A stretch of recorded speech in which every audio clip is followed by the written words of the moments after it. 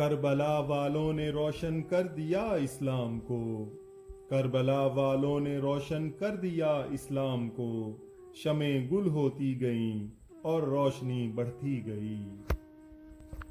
وہ وقت آ گیا کہ امام عالی مقام امام حسین علیہ السلام کے علم بردار حضرت عباس بن علی امام پاک سے میدان میں جانے کی اجازت طلب کر رہے ہیں اور عرض کرتے ہیں کہ بھائی جان، سارے بھائی بھتیجے اور بھانجے بھوکے پیاسے جام شہادت نوش کر گئے، مگر اب ننھے ننھے شیرخوار بچوں کا پیاس سے تڑپنا اور ان کا بلکنا مجھ سے دیکھا نہیں جاتا۔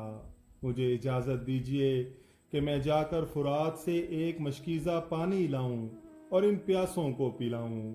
حضرت کی آنکھیں اشک بار ہو گئیں۔ فرمایا، بھائی عباس، تم ہی میرے علم بردار ہو، اگر پانی پلانے میں تم شہید ہو گئے تو پھر میرا علم کون اٹھائے گا اور میرے زخمی دل پر مرہم کون لگائے گا؟ عرض کیا، میری جان آپ پر قربان، مجھے پانی لانے کی اجازت ضرور دیجیے۔ اب ننھے بچوں کی پیاس کی تکلیف میری قوت برداشت سے باہر ہے۔ بس آخری تمنا یہی ہے کہ ساقیے کوثر کے جگر پاروں کو چند گھونٹ پانی پلا کر میں بھی اپنے بھائیوں کے پاس پہنچ جاؤں۔ حضرت امام عالی مقام نے حضرت عباس کی طرف سے جب بہت اصرار دیکھا تو انہیں سینہ سے لگایا اور اشک بار آنکھوں کے ساتھ ان کو اجازت دے دی۔ وہ ایک مشکیزہ کاندھے پر لٹکا کر گھوڑے پر سوار ہوئے اور فرات کی طرف روانہ ہوئے۔ یزیدی فوج نے جب حضرت عباس کو فرات کی طرف آتے ہوئے دیکھا تو روک دیا۔ آپ نے فرمایا، اے کوفیو، خدا سے ڈرو اور رسول اللہ صلی اللہ علیہ وآلہ وسلم سے شرماؤ۔ افسوس، صد افسوس کہ تم لوگوں نے بے شمار خطوط بھیج کر نواسائے رسول کو بلایا، اور جب وہ سفر کی مشقتیں اٹھا کر تمہاری زمین پر جلوہ افروز ہوا تو ان کے ساتھ تم نے بے وفائی کی، دشمنوں سے مل کر ان کے تمام رفقا اور عزیز و اقارب کو شہید کر دیا، چھوٹے چھوٹے بچوں کو ایک ایک بوند پانی کے لیے ترسا رہے ہو۔ سوچو، قیامت کے دن ان کے نانا جان کو کیا منہ دکھاؤ گے؟ کوفیوں نے جواب دیا کہ اگر ساری دنیا پانی ہو جائے تب بھی ہم تمہیں پانی کا ایک قطرہ نہیں لینے دیں گے جب تک حسین یزید کی بیعت نہ کر لیں۔ ظالموں کا یہ جواب سن کر ہاشمی شیر کو جلال آ گیا۔ فرمایا، حسین سر کٹا سکتے ہیں لیکن باطل کے سامنے جھکا نہیں سکتے۔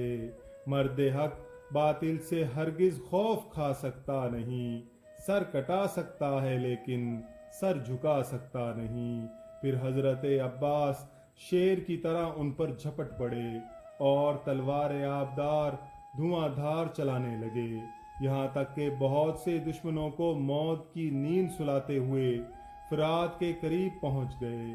پانی کے کنارے والی فوج نے جب آپ کو دیکھا تو وہ آہنی دیوار بن گئے، مگر شیر خدا کا شیر مارتے کاٹتے اور دشمنوں کی صفوں کو چیرتے پھاڑتے آگے بڑھا اور گھوڑے کو فرات میں داخل کر دیا۔ مشکیزہ بھرا اور ایک چلو ہاتھ میں پانی لے کر پینا چاہا کہ ننھے ننھے بچوں کا پیاس سے تڑپنا اور بلکنا یاد آ گیا تو آپ کی وفا اور غیرت ایمانی نے یہ گوارا نہ کیا کہ ساقیے کوثر کے دلارے اور علی و فاطمہ کے جگر پارے تو پیاس سے تڑپیں اور وہ سیراب ہو جائیں۔ آپ نے چلو کا پانی ڈال دیا اور بھرا ہوا مشکیزہ بائیں کاندھے پر لٹکائے ہوئے نکل پڑے۔ چاروں طرف سے شور ہوا، راستہ روک لو، مشکیزہ چھین لو، پانی بہا دو۔ اگر حسین کے خیمے تک پانی پہنچ گیا تو پھر ہمارا ایک سپاہی بھی نہیں بچے گا، سب کی عورتیں بیوہ ہو جائیں گی، سارے بچے یتیم ہو جائیں گے۔ اور حضرت عباس اس کوشش میں رہے کہ کسی طرح اہل بیت نبوت کے پیاسوں تک یہ پانی پہنچ جائے۔ جب دشمنوں نے آپ کو چاروں طرف سے گھیر لیا تو آپ نے بکھرے ہوئے شیر کی طرح حملہ کرنا شروع کر دیا۔ لاشوں پر لاشیں گرنے لگیں اور خون کی ندیاں بہنے لگیں۔ شیر خدا کے شیر نے ثابت کر دیا کہ ان کے بازوؤں میں قوت حیدری اور رگوں میں خون علی ہے۔ آپ برابر دشمنوں کو مارتے کاٹتے اور چیرتے پھاڑتے ہوئے خیمہ حسینی کی طرف بڑھتے چلے جا رہے تھے کہ ایک بدبخت جس کا نام زرارہ تھا پیچھے سے دھوکہ دے کر ایسی تلوار چلائی کہ ہاتھ کندھے سے کٹ کر الگ ہو گیا۔ آپ نے فوراً داہنے کندھے پر مشکیزہ لٹکا لیا اور اسی ہاتھ سے تلوار بھی چلاتے رہے کہ پھر اچانک لانتی نوفل بن ارزق خبیث نے داہنا بازو بھی کاٹ کر الگ کر دیا۔ اب آپ نے مشکیزہ کو دانتوں میں پکڑ لیا، مگر مشکیزہ کا خیمہ حسینی تک پہنچنا اللہ تعالیٰ کو منظور نہ تھا۔ ایک بدبخت کا تیر مشکیزہ میں ایسا لگا کہ پار ہو گیا اور مشکیزہ کا سارا پانی بہہ گیا۔ پھر ظالموں نے چاروں طرف سے گھیر کر آپ کو زخموں سے چور چور کر دیا، یہاں تک کہ آپ گھوڑے کی زین سے زمین پر تشریف لے آئے اور یا اخاہو ادرکنی فرمایا، یعنی اے میرے بھائی میری خبر گیری فرمائیے۔ امام عالی مقام دوڑ کر تشریف لائے، دیکھا کہ عباس علمدار خون میں نہائے ہوئے ہیں اور عنقریب جام شہادت نوش کرنے والے ہیں۔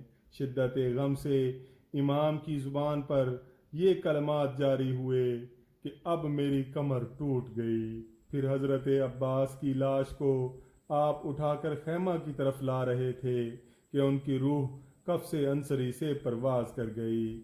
انا للہ و انا الیہ راجعون۔